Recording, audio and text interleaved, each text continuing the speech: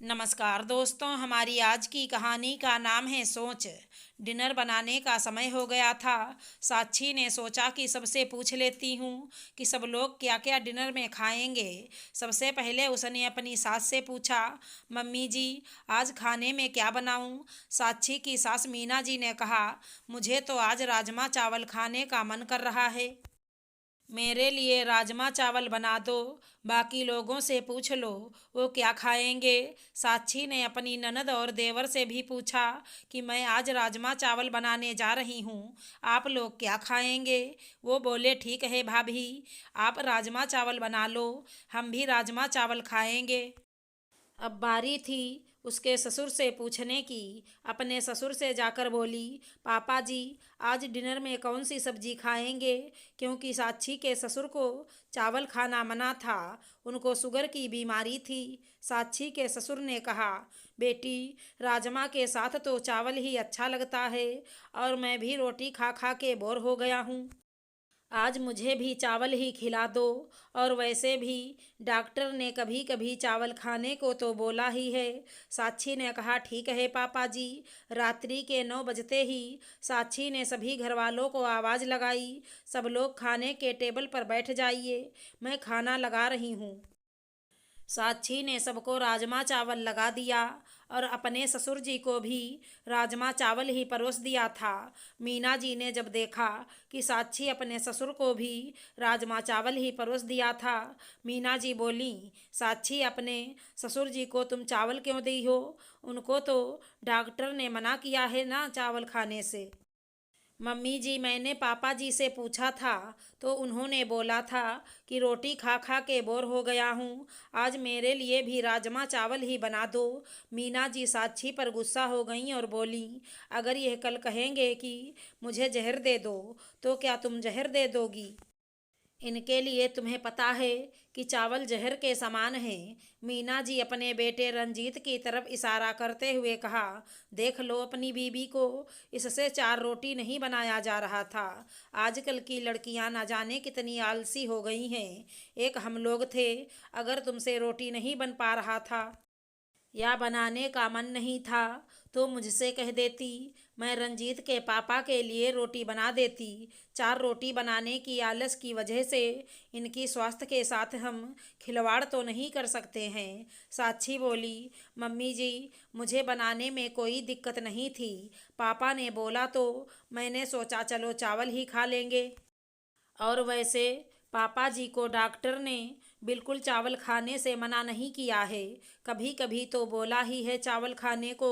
तभी रंजीत भी साक्षी को डांटने लगा, एक तो तुम पापा जी के स्वास्थ्य के साथ खिलवाड़ कर रही हो और ऊपर से बहस भी कर रही हो। तुम्हें तो पता ही है कि कितने पैसे खर्च हो रहे हैं पापा की बीमारी में।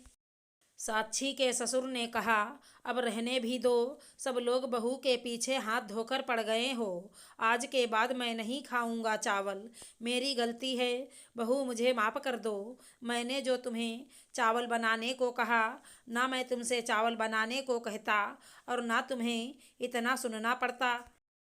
मीना जी ने साक्षी को बिना बात के इतना सुना दिया था, लेकिन फिर भी उनको इस बात का बिल्कुल भी अफसोस नहीं था कि साक्षी भी एक इंसान है, इसके अंदर भी एक छोटा सा दिल बसता है। यह सब देखकर साक्षी की भावनाएं बहुत ही आहत हुई।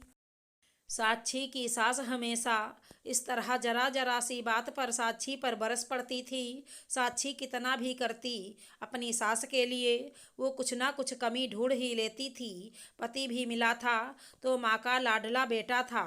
रंजीत को अपनी माँ में कभी भी गलती नहीं दिखाई देती थी। वो भी अपनी माँ की बातों को लेकर डांट देता था। साक्षी अब इसलिए किसी से कुछ नहीं कहती, चुपचाप अपने घर के काम में लगी रहती थी। वो भूल गई थी कि उसके भी कुछ सपने थे, अरमान थे। शादी से पहले कितने सपने देखी थी, अपने पति के बारे में, अपने सास ससुर के बारे में। उसने सोच रखा था कि अपने प्यार से अपने ससुराल को मंदिर बना देगी, लेकिन ये सब ख्वाबों में ही मुमकिन था, असल ज़िंदगी में कहाँ मुमकिन है। एक दिन उसने अपने पति से कहा, रंजीत, हमने बहुत दिनों से मूवी नहीं देखी, इस बार हम मूवी देखने चलेंगे, वो भी फर्स्ट शो में। रंजीत ने कहा, ठीक है भाई, मैं टिकट आज ऑफिस में बुक कर दूंगा, इस बार हम चलेंगे मूवी देखने। फ्राइडे का दिन था। साक्षी बिल्कुल सज धज के तैयार थी। आज रंजीत के साथ शादी के बाद पहली बार घूमने जा रही थी। साक्षी बिल्कुल ही राजकुमारी जैसी लग रही थी। साक्षी जैसे ही अपने कमरे से तैयार होकर निकली, बाहर देख रही है कि घर के सारे लोग तैयार हैं। साक्षी ने अपनी सास से पूछा, मम्मी जी, आप कहीं जा रही हैं क्या? तो साक्षी की सास ने जवाब दिया, बहू, तुम्हें पता नहीं है, हम सभी को रंजीत मूवी दिखाने ले जा रहा है। यह सुनते ही साक्षी के सपने एक पल में चकनाचूर हो गए। उसने रंजीत को आवाज़ दी और अपने कमरे में ले गई। रंजीत, मैंने तुमसे हम दोनों के लिए मूवी देखने को जाने के लिए बोला था, ना कि पूरे परिवार को साथ ले जाने के लिए। रंजीत, तुम समझते क्यों नहीं? आखिर हमारी भी कोई अपनी प्राइवेट लाइफ है। मैं तुम्हारे साथ अकेले में वक्त बिताना चाहती हूँ, ताकि हमारा रिश्ता मजबूत बन सके। जो छोटी छोटी बातें हमारे बीच झगड़े पैदा करती हैं, एक दूसरे के साथ जब हम समय बिताएंगे तो उसको दूर करने के तरीके ढूंढ लेंगे, थोड़ा एक दूसरे के करीब आएंगे। तुम्हें मेरे परिवार वालों के साथ वक्त बिताने में क्या परेशानी है? तुम्हें बस सिर्फ अकेले घूमना है। मेरे परिवार वालों या मेरी माँ को ले जाने में तुम्हें तकलीफ है? देखो भाई, तुम्हारे मायके में माँ बाप को अकेले छोड़ देते होंगे, लेकिन हमारे यहाँ नहीं। पता नहीं तुम्हारी माँ बाप ने क्या सिखाया है। अपने इस भागम भाग जिंदगी में कुछ प्यारे पल अपने रिश्ते के लिए निकालेंगे। लेकिन रंजीत तो अपने परिवार का प्यारा बेटा था। मोहल्ले वाले तो रंजीत को रामायण के राम की उपाधि तक दे देते थे। उसने कहा, साक्षी, तुम मेरे परिवार वालों से इतना जलती क्यों हो? तुम्हें ये समझना चाहिए कि ससुराल में सास ससुर ही तुम्हारे माँ बाप हैं। देवर ननद तुम्हारे भाई बहन समान हैं। मैंने सोचा भी नहीं था कि तुम इतनी बुरी हो, हमारे परिवार वालों के बारे में ऐसा सोचती हो। साक्षी बोली, इसमें माँ बाप या तुम्हारे परिवार वालों को छोड़ने की बात कहाँ से आ गई रंजीत? वो सब अकेले बाहर घूमने जाते हैं तो क्या हमें लेकर जाते हैं? तुम्हारे भाई बहन जब मर्जी जहाँ घूमने चले जाते हैं। तुम्हारे मम्मी पापा भी अक्सर जाते हैं, तो क्या वो मुझे लेकर जाते हैं? लेकिन एक दिन मैंने तुम्हारे साथ मूवी देखने की बात क्या कह दी?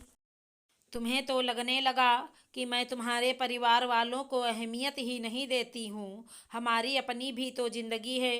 पर रंजीत साक्षी की बातों को समझे बगैर साक्षी को साफ साफ कह दिया कि देखो भाई, अगर हम जाएंगे तो पूरे परिवार के साथ मूवी देखने जाएंगे, वरना हम नहीं जाएंगे। साक्षी क्या करती? साक्षी भी साथ में चल दी। सिनेमा हॉल जाने से पहले मम्मी जी रास्ते में ही एक मंदिर पड़ता था। पहले साक्षी को मंदिर लेकर गईं, उसके बाद मूवी देखने गए। साक्षी मन ही मन सोच रही थी, मैंने क्यों मूवी आने की बात कह दी? इससे तो अच्छा मैं घर पर रहती, कम से कम अपने पसंद की सीरियल तो देखती। साक्षी मूवी देख कर आने के बाद मन बना लिया था कि अब वो कुछ भी नहीं कहेगी। जो घर वाले कहेंगे या रंजीत कहेगा बस वही करेगी। अब वो अपने मन से ना कोई खाना बनाती, ना ही कुछ करती। जो घर वाले कहते वही सिर्फ करती थी।